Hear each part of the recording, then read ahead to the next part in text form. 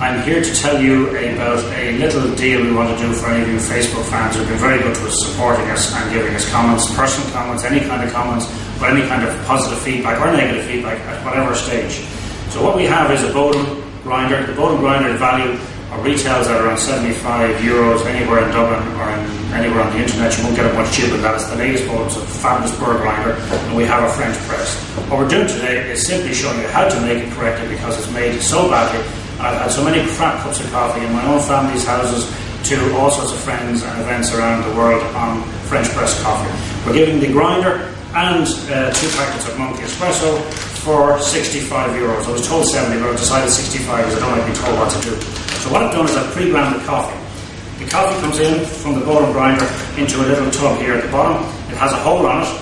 I'm just going to get some of the chaff off it, and chaff is created by having fresh ground coffee in the house. It's the only way to make fresh ground coffee. If you really love your coffee, it's the simplest way to do it. What you do is you turn it upside down and you put it into your French press. In this case, the French press is an 8 cup.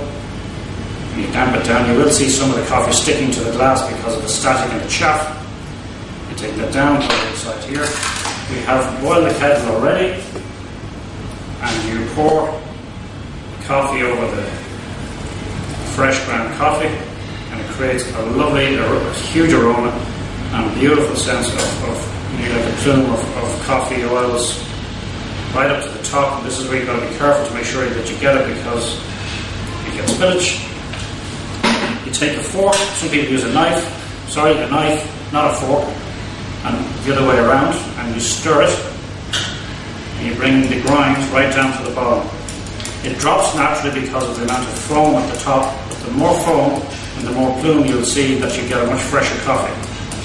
You stir it around quite a lot. Some people preheat the French press. I wouldn't, and I certainly wouldn't boil the water. I'd let it come in off boil, because the glass conducts heat.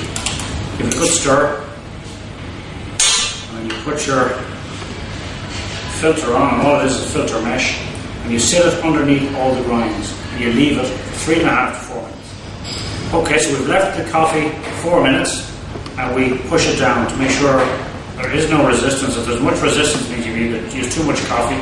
But the grind that we're doing today, and it's a perfect flavour, is at 17 seconds, which gives you around 33 grams of coffee. You get your cup.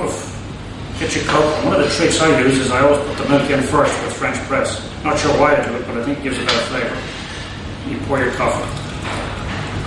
What you're getting is an espresso bean from Honduras, Brazil, and Blauen, which is Java, beautiful little village in Java, made with milk. I do take sugar, but in this case we haven't time because you'll get bored. And the deal this morning, and thank you for all your support in the past and the present, the deal is a grinder, 2 packets of coffee at €65. We can't keep it up indefinitely because we're making no money on it, but we'll do it today and maybe during the week. And if you do want to buy it as a gift, come back to us. Just tell us that you're a Facebook fan and enjoy the coffee. It is fabulous. And thanks to Kevin Cassidy, who invented this, not Java, but cheers.